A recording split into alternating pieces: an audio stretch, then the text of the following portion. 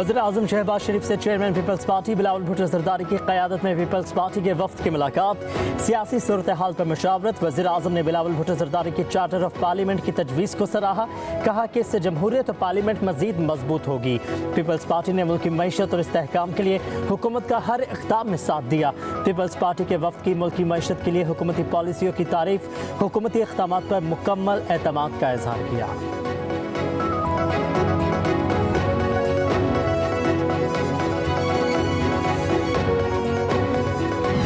हम भूल जाएं कि माजी में क्या हुआ। हमारी लीडरशिप आपस में बैठे ना बैठे, मगर क्या हम पार्लियामेंटेरियंस पार्लियामेंट की खातिर, बेहतरी की खातिर, क्या हम कोई चार्टर ऑफ पार्लियामेंट नहीं साइन कर सकते? क्या हम लोग इकट्ठे बैठ के नहीं कर सकते? क्या हम लोग बेहतरी की तरफ नहीं जा सकते? हम लोगों के हुकूक की बात करें, हम इश्यूज़ की बात करें। मैं तो ये यकीन रखता हूँ कि आपने जो बाहर जाके बात करनी उसके बजाय यहाँ करें, मगर जो किताब कहती है, कॉन्स्टिट्यूशन कहती है, रूल्स कहती हैं, उसके दायरे में रह के करें। तो फिर तो कोई वजह नहीं है। आप गवर्नमेंट को के इश्यूज़ पे करें, गवर्नमेंट की परफॉर्मेंस पे करें, ज़रूर करें। ज़ातियात से हम निकल जाएँ। पाकिस्तान तहरीक इंसाफ के गिरफ्तार मेंबरान असम्बली के प्रोडक्शन ऑर्डर जारी। बैरिस्टर गौहर ने तस्दीक कर दी। पार्लियामेंट हाउस से अरकान पार्लियामेंट की गिरफ्तारी पर स्पीकर कौमी असम्बली ने 4 रुकनी फैक्ट फाइंडिंग कमेटी कायम कर दी। Additional secretary Iftikhar Ahmed convener होंगे। दूसरी जानब स्पीकर एयाज की कौमी असम्बली के चार्टर ऑफ पार्लियामेंट की तजवीज़। कहा कि भूल जाए माजी में क्या हुआ, क़यादत बैठे ना बैठे, क्या हम मिसाक के पार्लियामेंट पर दस्तखत नहीं कर सकते?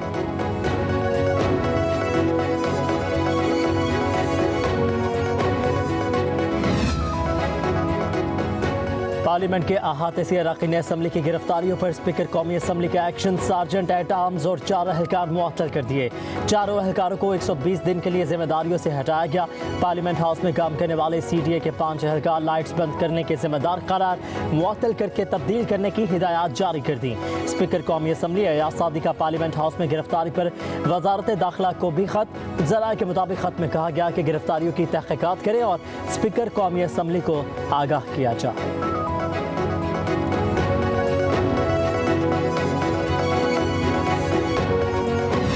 इस मुल्क में हम सियासत करते आ रहे हैं, हमने सियासत को एक गाली बना दी। चीफ मिनिस्टर साहब की जिम्मेदारी ये है कि जलसा में खड़ा होकर मीडिया को गाली दे, तो फिर वो अपने सूबे के अवाम के मसाइल हल नहीं कर रहे। जनाब स्पीकर, वो अपने सियासत चमका रहे हैं। हुकूमत का काम सिर्फ क्या आज हमें किसको बंद करना है। खान ने हमसे ये किया था, माहौल खराब किया था, तो इसके जवाब में पत्थर का जवाब पत्थर से, ईंट का जवाब ईंट से देंगे। तो एक दिन के लिए आप लोग खुश होंगे, लेकिन कल मैं और आप उसी जेल में होंगे।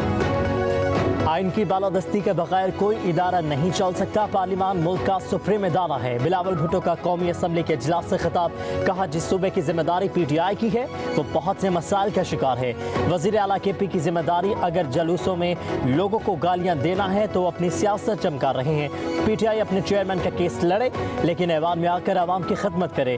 बानी PTI से कोई ज़ाती मुखालफत नहीं। बिलावल भुट्टो ने कहा हमारा हुकूमत के साथ इख्तलाफी राय होता है।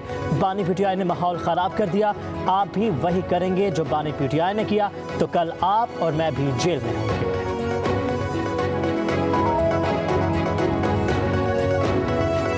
हमारे 10 MNA साहिबान को जिस अंदाज से उठाया गया है, ये हिस्ट्री में याद रखा जाएगा। नकाबपोश आए, हर दरवाज़ा खोला गया है। वो चाबियां किसके पास थी? आप बराए मेहरबानी इसकी इंक्वायरी ऐसी ना करवाएं कि जिसमें से मासूम आम किस्म के बंदों को आप सस्पेंड कर लें, इसके तह तक जाएं। जनाब इंटीरियर मिनिस्टर साहब ने कहा कि ये दहशतगर्दी एक सचू की मार है। लगता है ये हुकूमत फ़कत एक जलसी की मार है। जलसा तो बहाना था, इनका निशाना हमारे ये बंदे सारे बैठे हुए, लेकिन ये बिकने वाले नहीं है। इंशाअल्लाह ताला ये हर हाल में खान के साथ होगा। जो 10 सितंबर को हुआ, उम्मीद करता हूँ ये पाकिस्तान की तारीख में दोबारा नहीं होगा। Chairman PTI barrister Gohar Khan का कौमी असम्बली में इजहार ख्याल। कहा यह दिन ऐवान के लिए स्याह तरीन था। पार्लियामान को आइन और कानून ने मजबूत किया है। हमारे 10 MNAs को जैसे उठाया गया ये याद रखा जाएगा। उनको उठाने के लिए हर दरवाज़ा खोला गया। बैरिस्टर गौहर ने कहा जलसा तो बहाना था, मकसद हमारे लोगों को दुबारा था, लेकिन हम झुकेंगे नहीं।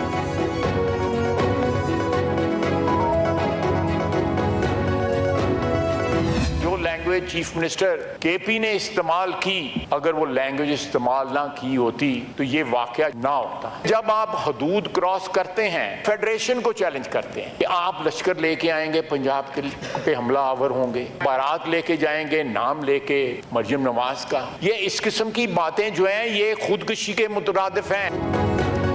अपोजिशन एहतजाज करे मगर रेड लाइन क्रॉस न करे। कौमी असम्बली में वज़ीर दिफा ख्वाजा आसिफ का तहरीक इंसाफ का मशवरा, कहा कि अक्टूबर का नाम लेकर उम्मीदें वाबस्ता की जाती हैं। ऐवान में बड़ी तलखियां देखी हैं मगर अब जो नजर आ रही हैं इसकी माजी में मिसाल नहीं मिलती। आसिफ जरदारी 11 साल जेल में रहे। स्पीकर साहब कोई रास्ता निकाले कि ऐवान को फाल किया जाए।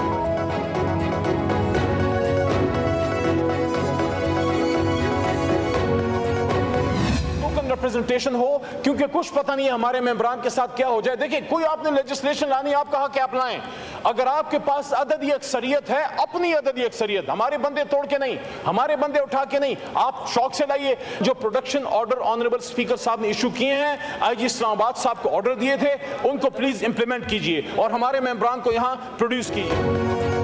कुछ पता नहीं हमारे उठाए गए मेंबरान के साथ क्या हो जाए। पीटीआई रहनुमा अली मोहम्मद खान का कौमी असम्बली में इज़हार ख्याल, कहा कि हुकूमत ने कानून साजी करनी है तो करे, इनके पास अददी अक्सरियत है तो हमारे बंदे तोड़कर तादाद पूरी ना करें। स्पीकर असम्बली के प्रोडक्शन ऑर्डर जारी करने के अहकाम पर अमल दरामद होना चाहिए। दूसरी तरफ वज़ीर इत्तलात अता तारर ने कहा कुछ सबूत सामने आए हैं कि ऐवान के अंदर से किसी को नहीं उठाया गया। स्पीकर ऑफिस में वो रिकॉर्ड मौजूद है।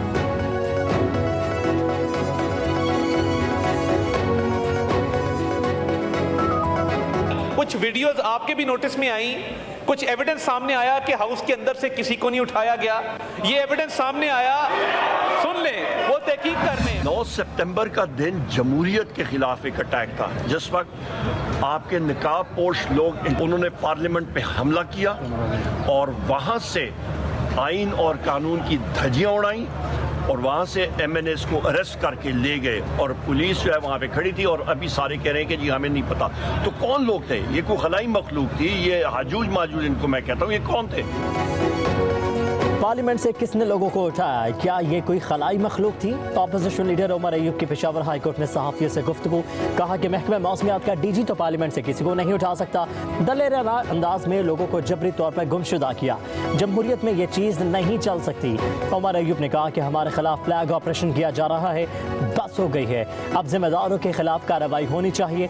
मुकदमात दर्ज करके इन्हें कैफरे किरदार तक पहुँचाया जाए। हमारे कारकुनों के खिलाफ जाली मुकदमे बनाए जा रहे हैं।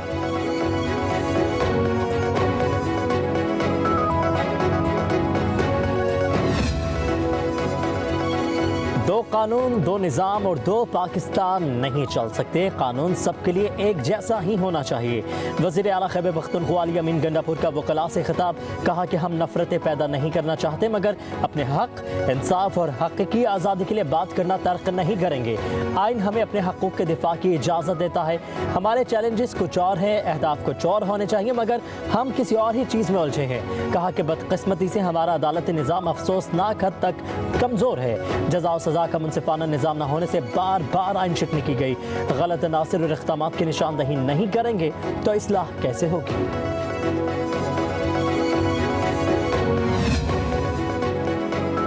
अपोजिशन का हिस्सा हैं और रहेंगे। मौलाना फजलुर रहमान ने वाज़ेह कर दिया। सरबराह JUI से साबिक वफाकी वज़ीर मोहम्मद अली दुरानी की मुलाकात। मौलाना फजलुर रहमान ने कहा कि आइन और जमहूरियत से मुतसादिम कानून साजी में हुकूमत किसी अपोजिशन जमात की हिमायत नहीं ले सकेगी। हुकूमती वजूद और इसके इक़दामात अवामी मफादात से मुतसादिम है। ऐसी हुकूमत के साथ जाना अवाम के ग़ज़ो ग़ज़ब को दावत देने के बराबर होगा। कहा कि हमें सिर्फ वो अख्तियार चाहिए जो अवाम ने दिया हो, किसी को मैंडेट चोरी नहीं करने देंगे।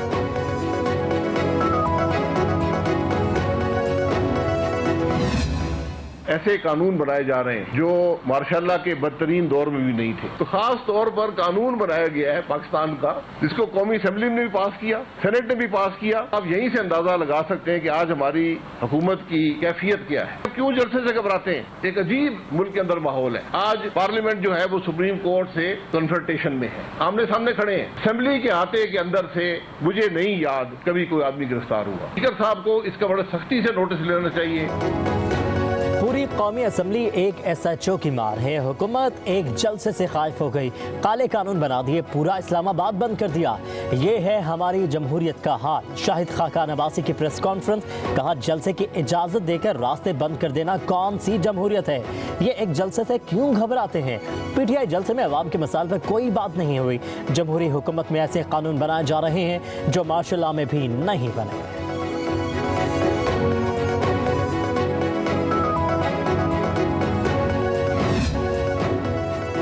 वज़ीर-ए-आज़म से नॉर्वे में पाकिस्तान की नुमाइंदगी करते हुए सिल्वर मेडल जीतने वाली स्ट्रीट चाइल्ड फुटबॉल टीम की मुलाकात। शहबाज शरीफ ने खिलाड़ियों के जज्बे और कामयाबी को सराहा। कहा कि आप सब खिलाड़ी पाकिस्तान के दरख्शां सितारे हैं।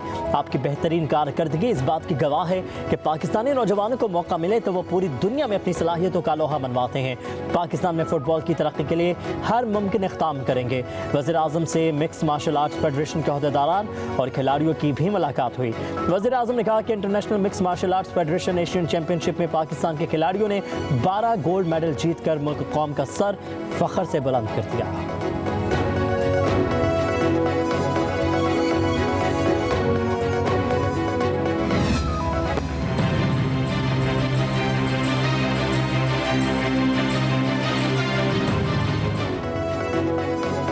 पाकिस्तान ने IMF की एक और शर्त तस्लीम कर ली। स्पेशल इकनॉमिक जोन्स के क़याम पर पाबंदी लगा दी गई। वफाकी और सूबाई हुकूमतें अब कोई नया ख़ुसूसी इकनॉमिक जोन या एक्सपोर्ट प्रोसेसिंग जोन कायम करेंगी और ना ही पहले से कायम जोन्स को मुद्दत पूरी होने के बाद कोई मराद दी जाएंगी। गुज़श्ता माली साल के दौरान हुकूमत ने स्पेशल इकनॉमिक जोन्स को 7 अरब रुपए की मराद दी थी।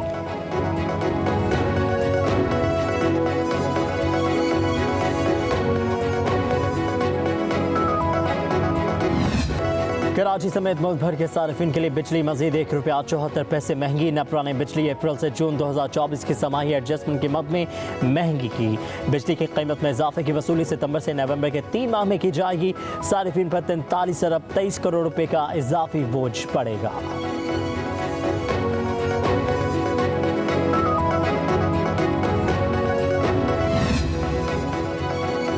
वफाकी हुकूमत ने रिटायर्ड सरकारी मुलाजमिन की वफात के बाद फैमिली पेंशन की मुद्दत 10 साल मुकर्रर कर दी। ज़राए के मुताबिक वफात पाने वाले रिटायर्ड मुलाजिम की फैमिली पेंशन का हकदार बच्चा माजूर होने की सूरत में ताहयात पेंशन वसूल करेगा।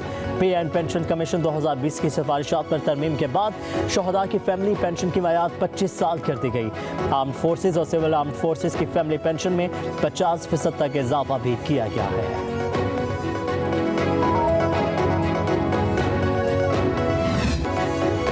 लाहौर हाईकोर्ट ने डिफेंस कार हादसे के मुल्जिम अफनान की दरखास्त जमानत मंजूर कर ली। जस्टिस शहबाज रिजवी की सरबराही में 2 रुकनी बेंच ने दरखास्त पर महफूज फैसला सुनाया। मुल्जिम के वकील का मौक़िफ़ था तफ्तीश में मुद्दई के इल्ज़ामात साबित नहीं हुए। इस वक़्वे की जियो फेंसिंग करवाई गई। जिन गवाहों को शामिल किया गया वो मौका पर मौजूद नहीं थे।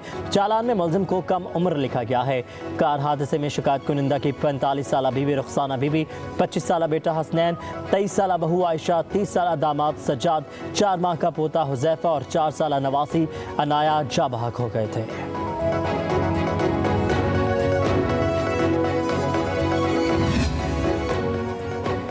दफ्तर खारजा में आमना बलोच ने सेक्रेटरी खारजा की जिम्मेदारियां संभाली। आमना बलोच दूसरी खातून और 33वीं सेक्रेटरी खारजा हैं। इससे कबल तहमीना जंजवाल सेक्रेटरी खारजा के अहदे पर फाइज रह चुकी हैं। आमना बलोच इससे कबल भी बैरून ममालिक में पाकिस्तानी मिशंस में अहम अहदों पर फाइज रह चुकी हैं। उन्होंने चीन में बतौर काउंसिल जनरल और मलेशिया में हाई कमिश्नर की जिम्मेदारियां भी निभाई हैं।